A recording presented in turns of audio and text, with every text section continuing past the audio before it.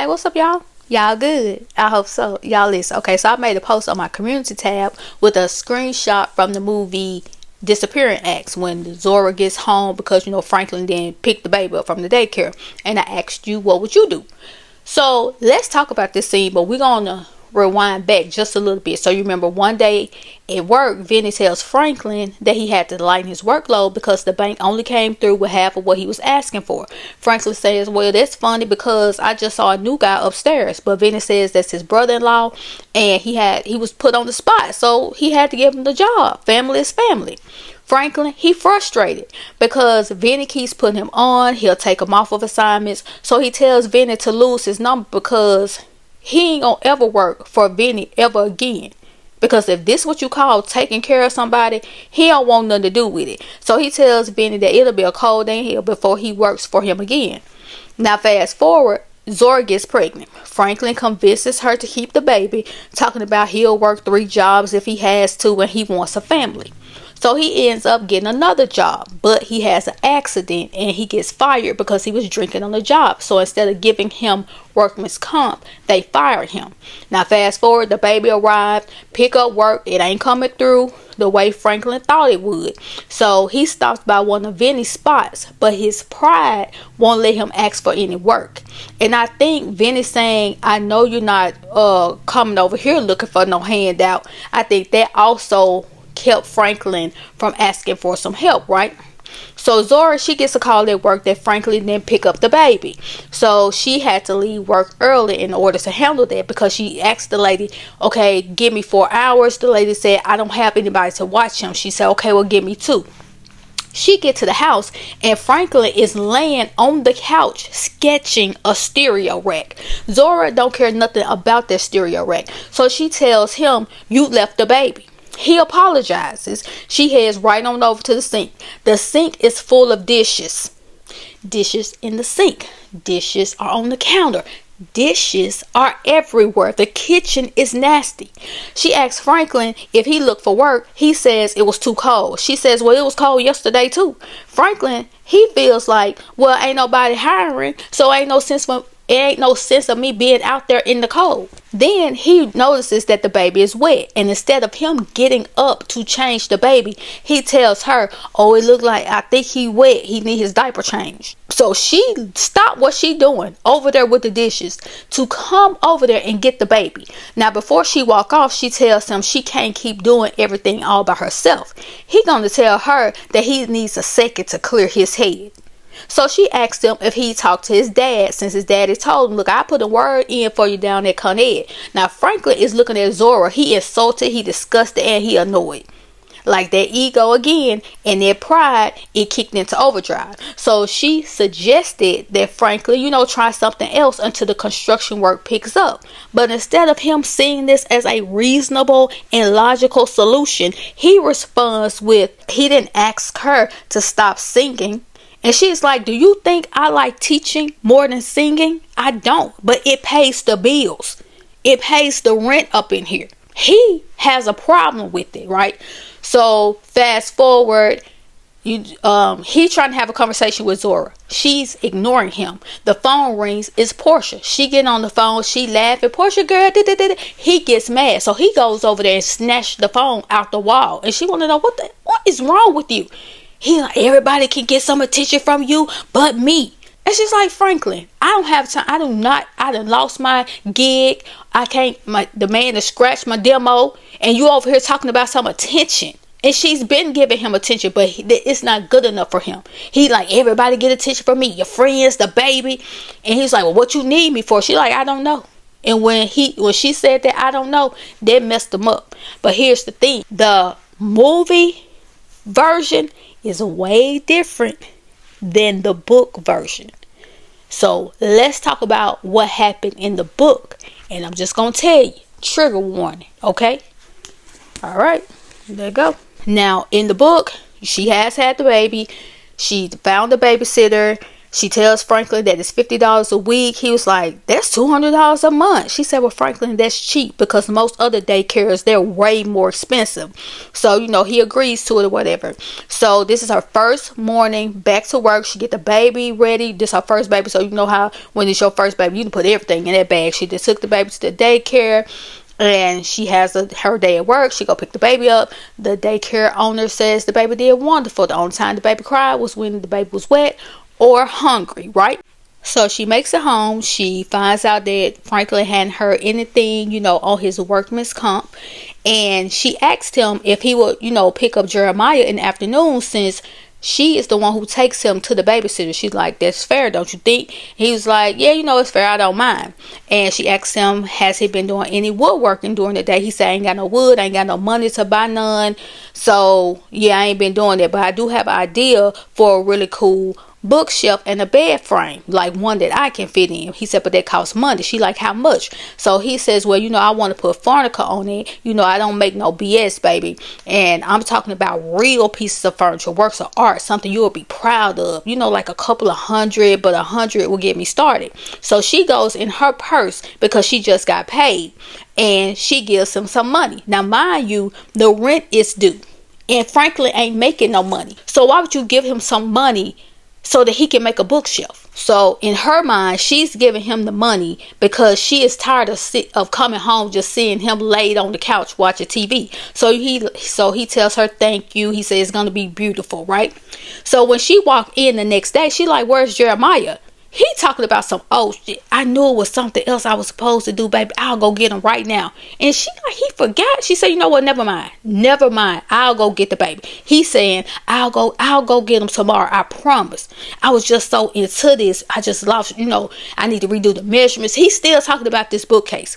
Okay, so the next day he did get the baby, but when Zora get home, the baby done pooped.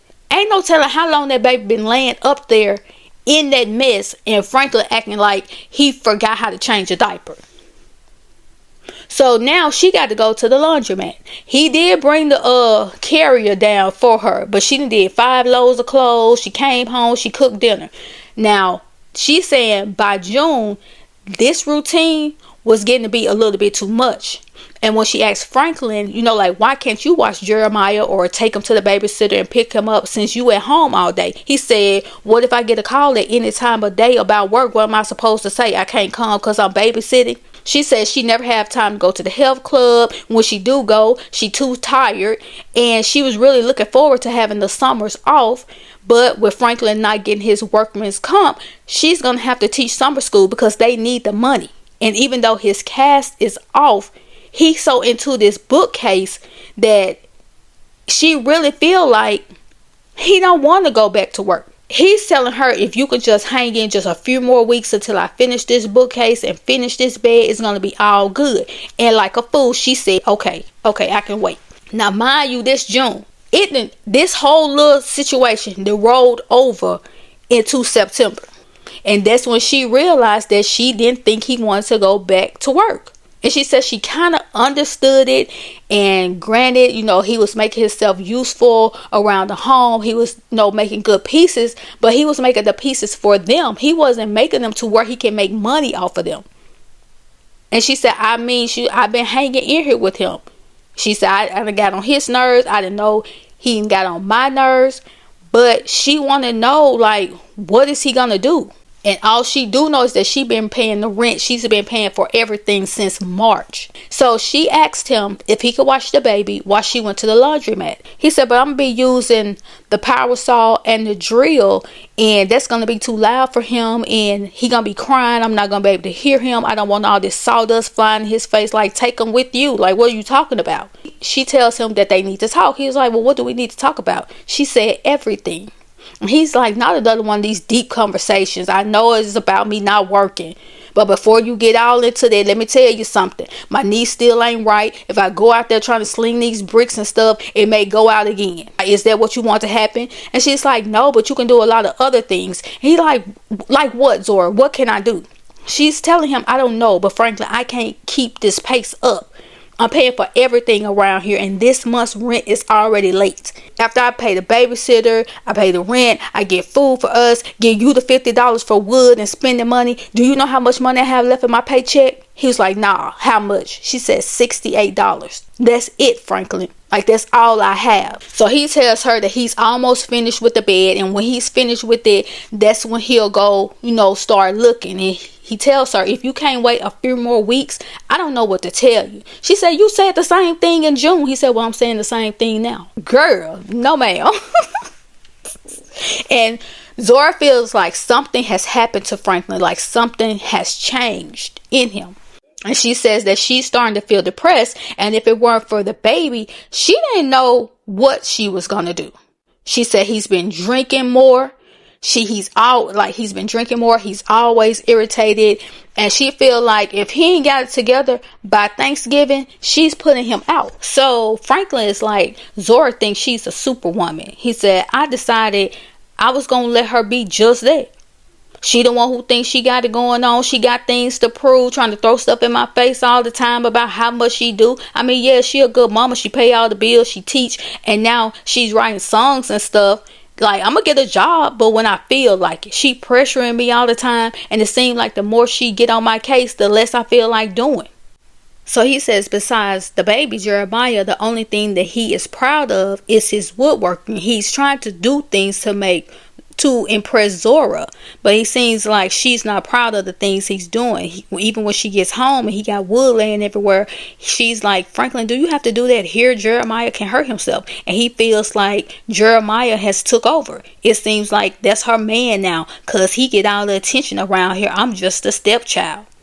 He says what she don't realize is how this makes him feel, and that he's tired of doing stuff for her to get her attention. And even if he got a job right now, it wouldn't make no difference because he had it with construction. Like, he's tired of it. He says what she doesn't realize is how it feels to work at something, and when you don't get nowhere with it. When you do that work, you start to lose your desire for it. And he says that's where he is. And it's hard he feels like it's hard to get Zora to understand that. He don't know what his next move is. And that's why he just concentrate on his wood. He says something that he know that he's good at is something that he can see the end results. And he just want to say, I made that. But he says Zora doesn't understand. All she think about is bills, how lopsided this stuff is right now. But if she really loves him, she's just going to have to stick by him while he gets through this, until he can think of something else. And right now he said he can't think of anything else. Zora calls him. He asked her, why are you calling me now? She said, why? He was like, yeah, whenever you come home these days, all you do is cook and then you get on the phone. What about me? She's like, what do you mean? What about you? He said, you can pay me a little bit more attention sometimes. She said, like I don't. He said, no, you don't. She said, Franklin, please. He said, Franklin, please, my ass. It's that kid you love, not me. Now put the phone down. She said, but I gotta make a phone call. So what does he do? He snatched the phone from her hand and then yanked it out of the wall. On the movie, he just pulled it out of the wall. He said, now who you gonna call? Look at me, Zora. She tells him, Franklin, like, take it easy. He said, oh, so now you gonna tell me how to act? Is that it? She wanted to know, what's bugging you all of a sudden? He said, everything. You, the effing kid, me, everything. She asked him, has he been drinking? He's like, that's all you think about, ain't it? Is how much have I been drinking? Yeah, I've been drinking. So he goes over to the cabinet, get him a fill for Jack. It's almost full. He take the top off, take him a long little swallow. He said, you want some? That's probably what you need to loosen your stiff ass up. Here, take some. So he's coming toward her. She's telling him, like, please stop. And she turned her head away. He grabbed her face, looked her right in her eyes and said, F it. So he throws the bottle against the wall, liquor, glass, everything. It's just going everywhere. He tells her, just F it. F you, F the kid, F everything. So she's like, Franklin, come here. He said, just leave me alone. Just leave me alone. Make your damn phone call. I'm out of here. She don't understand what's going on. The baby calling for him. Dada. Franklin then went on out that door. So later on that night, it's around 11 o'clock. She's in the bed, but she hear Franklin come in. She tired. She really don't want to fool with him. Right? Trigger warning. So is this going to be some taking advantage of people? So trigger warning. Okay? So Franklin comes stumbling into the room, right? He tells her to wake up. I know you ain't sleep. She said, how you know I want to sleep? It's 11 o'clock. You know what time I got to go to bed? He said, yeah, because you a deadbeat. Now I need some pee. She said, Franklin, please. She said, please, mate. I want some pee. And you going to give it to me tonight, whether you want to or not. She said, oh, so you going to, you know what, me? Is that it? He said, I guess so. And she said that he was telling the truth. He walked over there, pulled her nightgown up, told her not to move, and she didn't. And she couldn't believe what was happening. She said the man that she had fallen in love with, it couldn't be that Franklin. Not that Franklin Swift, but it was. He managed to get his clothes off, and to her surprise, he was already on brick. And to her, that meant that he had already planned on doing this. She said he put all of his 238 pounds right on top of her, and he was putting it in so hard she let him know that it hurt. He said, I want it to hurt. Now start moving. So, she starts moving. She said 5 minutes went by. He was through. He said, that's all I wanted. He pushed her to her side of the bed. She get up out the bed. He said, where you going? You need to get back here. She said, I'm going to wash this off. He said, now I want you to sleep in it so you'll know you slept with a real man all night. Now lay down. She lay down for a few minutes. The baby get to crying. She said, Franklin, that's the baby. He said, so? She said, I can't just leave the baby in there crying. So he tells her, so go get him. Ain't nobody stopping you, but do me a favor. Don't bring that little bastard in here. I don't feel like hearing it. So she walks in, gets the baby. Her and the baby sleep on the couch. Like, girl, what is going on? So in the morning, she said, so Franklin tells her, I want to talk to you. She said, good, because you owe me an apology, Franklin. He said, I owe you nothing. And she said she just looked at him. She wanted to spit in his face. He said, I've been thinking. Since you've been doing everything around here anyway, and since I don't feel needed or necessary, and since you probably already had it planned on being a single mother anyway, I'm going to give you the opportunity to do just that. She was like, what you saying? He said, I'm saying I want out. I need a break from you. I need a break from this kid, from everything. My head is all effed up. I don't know what I'm doing, and I need to be by myself for a while. She said, oh, so you just leaving us? He said, call it what you want to call it, but by Thanksgiving, I'll be gone. She said, that's fine with me. He said, I figured you would say that. And then he walked out the door. So he leaves, right? So he's like, I don't even have anywhere to go. He said, I was calling her bluff, trying to see if she wanted me to go. Or better than that, I wanted to beat her to the punch. Like, I know my days are numbered and that she probably been plotting, trying to get me up out of there. But hey, my name on that lease too, just like her name on that lease. So the only way I'm going to leave is I was going to have to make the decision for myself. And it ain't that I don't love Zora no more. Like, it ain't that at all. I just have disappeared. I don't even know who I am anymore, and that pisses me off. And I'm taking it out on her. I can see it. Like, I'm jealous of my own son, and that ain't right. But I don't know what to do with all this rage, all this anger. I just don't know what to do with it. I gotta find the right outlet for it, though. That much I do know. And in order for me to do it, I got to get away from her and Jeremiah. I got to start all over from scratch the same way I did before I met her. But he messed around and fell in love, knowing good and doggone well he didn't have anything to offer a woman of her caliber. And he said he knew that from Jump Street. She had been to college. She had already accomplished things in her life, and she was still trying to do more. And that was one of the things that he liked about her. But now everything is backfiring on him and it's pissing him off. And it's because he ain't made it nowhere in his life. And he feels like Zora doesn't understand it. He don't understand why he made up excuses for why he couldn't pick up the baby, because he don't want to be walking in no daycare with people looking at him with questions in their eyes like, well, what do you do all day? And he said what he do all day is drink and stare at the walls and listen to music. So while he's sitting there, because he done came back to the apartment, the doorbell ring. The doorbell ring is the mailman. They bring in a box that can't go into the mailbox. He want to know what it is. He opened it. It's a men's calendar. So now he ticked off because she couldn't even wait for me to get up out of here before she started bringing this type of stuff in. So he playing music, he drinking, he smoking everything. Zora come in with the baby. He look at the baby. The baby cheeks are red, and when he look out the window, he see that it's snowing, it's dark outside. He says Zora looks worn out, but he said that's what she get. That's what she get for trying to be Superwoman. She asked him could he turn the music down a little bit. He said he didn't want to, but he did. So she asked him, do you know what day it is? He says, yeah, I know what day it is. Why? She said, because you said you was going to be gone by Thanksgiving, and you haven't even started packing or anything. He said, why you want me to leave so bad? You got somebody else coming up in here? He said, don't rush me. She said, you the one who said that you would be leaving, and I've got arrangements I have made. He said, like what? Getting one of them MFers on their calendar to come over and order that dry pea? She said, what calendar? He said, that one right there. And if you don't want me to break your neck, you better get it up out of here. You got some nerve. You really got some nerves to be bringing something like that up in this house. She wants to know, who told you to open my mail? He said, I did. So she asked him, well, who put that Players magazine in your work locker? He was like, that ain't even the point. All I'm saying is you got 5 minutes to get that up out of here. So she takes the calendar somewhere.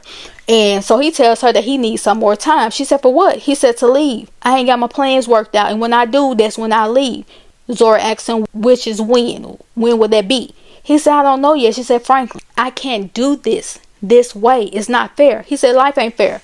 But I'm going to tell you something. You going to be walking on eggshells around here until I do leave. Because with that stunt that you just pulled today, I swear I love to kick your ass one good time before I leave. She said, are you threatening me? He asked her what it sounds like to you. So she go on in the kitchen. She started cooking. She get a phone call from one of her homegirls. She's just over there talking and giggling and everything. And she get the baby. She take the baby so the baby can get a bath. She step over him. And he's like, she's stepping over me like I'm a piece of furniture. He said, man, I swear to God, if I would just take her out right now. This is Franklin doing all this talking. So that the movie compared to the book, it's like the movie is PG-13 compared to the book. Franklin in both situations are trash. Zora, I don't know what's wrong with you, mama. I don't know. You slow. You a pick me. It was too many red flags flopping in the wind, flying. I don't know if you colorblind, they look pink to you. I do not know. But y'all tell me, if y'all watched the movie, tell me how you felt about the movie. If you read the book, tell me what you felt about that. Get down in the comments, let's talk about it. And I'll talk to y'all later.